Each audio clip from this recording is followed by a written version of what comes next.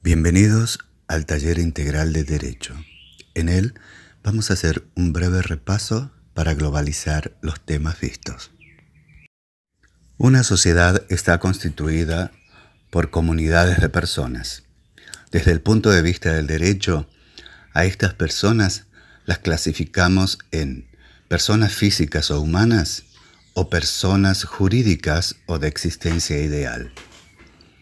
Las personas físicas o humanas pueden ser cualquier habitante del suelo de un estado, las familias, los profesionales. Las personas jurídicas son aquellas creadas por la actividad del hombre.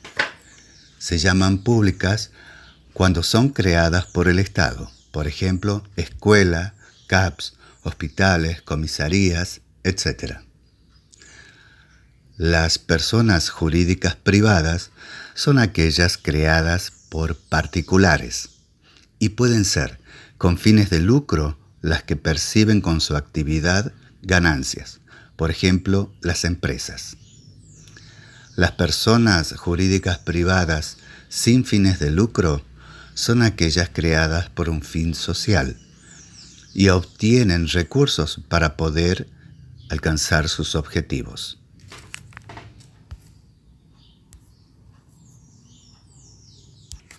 De esta manera, un Estado, a través del derecho, regula las relaciones jurídicas entre estas personas para buscar la resolución de los conflictos en forma pacífica. Una sociedad está regido por leyes y normas, las cuales figuran en los códigos como el Código Civil y Comercial de la Nación, el Código Penal, por ejemplo. También podemos encontrar las leyes supremas en la Constitución Nacional. Otro origen de las normas pueden ser las fuentes del derecho, como la costumbre, la jurisprudencia y la doctrina.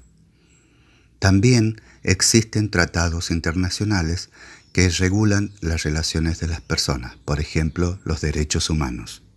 En una sociedad, las personas se relacionan jurídicamente a través de hechos y actos jurídicos. Los hechos son fenómenos naturales que provocan situaciones jurídicas, como por ejemplo los accidentes de tránsito, un fenómeno natural como el granizo que destruye los bienes de las personas. Y los actos jurídicos, que son aquellos realizados por el hombre y que lo relacionan y crean derechos y obligaciones, como por ejemplo a través del matrimonio, a través de firmar un contrato, a través de la compra de artículos, de la compra de propiedades, por ejemplo. Los hechos simples, por ejemplo, son aquellos fenómenos naturales que no afectan jurídicamente a las personas, como por ejemplo llueve, sale el sol. Los hechos jurídicos, en cambio, son fenómenos naturales que provocan situaciones jurídicas entre las personas. Por ejemplo, la caída de un rayo, la erupción de un volcán, una inundación, etc. El granizo que destruye los bienes y que afectan las situaciones jurídicas de las personas. Los actos son aquellas acciones que realizan las personas, pero son simples cuando no tienen ningún efecto jurídico, como por ejemplo caminar, correr, hablar. En cambio, los actos jurídicos son también acciones que realizan las personas, pero que tienen una finalidad jurídica, como por ejemplo contratos, celebrar acuerdos, comprar y vender, realizar un matrimonio, iniciar un divorcio, o cuando el ser humano tiene conductas contrarias a la ley y son lesivas al derecho, como en el caso de los delitos. Personas se relacionan jurídicamente, realizan pactos y acuerdos, y a través de ellos se obligan y adquieren derechos, como por ejemplo a través de las obligaciones de dar, que consisten en la entrega de algo a cambio de un pago.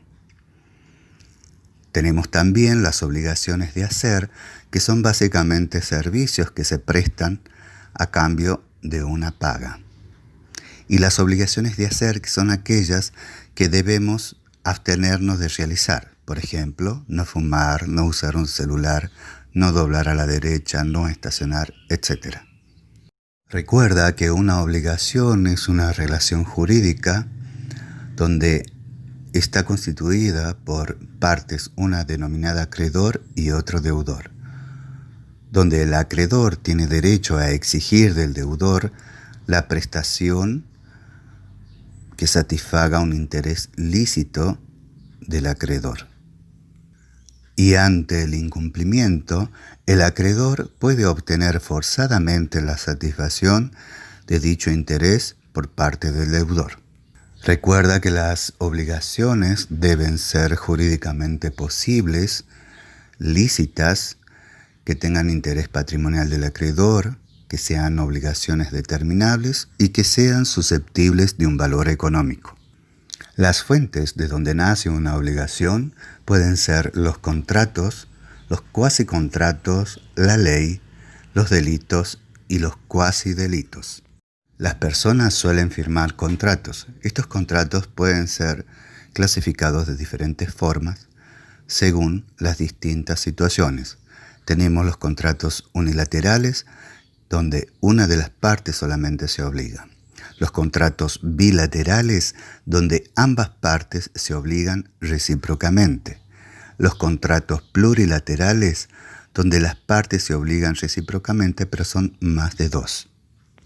Tenemos también los contratos gratuitos, que son cuando una sola de las partes se obliga, por ejemplo, en un contrato de donación o en un contrato de comodato. Los contratos onerosos son cuando ambas partes se obligan recíprocamente, por ejemplo, una compraventa de rodado, una compraventa de inmueble o un contrato de servicios. Tenemos también los contratos conmutativos, donde las obligaciones están determinadas desde un principio y ambas partes reciben los beneficios, por ejemplo, un alquiler o una compraventa. Luego tenemos los contratos aleatorios, donde la obligación no está predeterminada y depende de un acontecimiento incierto para saber cuál será la obligación, por ejemplo, en un contrato de seguro, juego o apuesta. Tenemos también los contratos nominados, que están tipificados en el Código Civil y Comercial. Se los llama nominados, que están descriptos en el Código y tipificados en él. Luego tenemos los contratos innominados, es decir, que no están enlistados, no figuran en el Código. Estos son contratos especiales que no están configurados en él.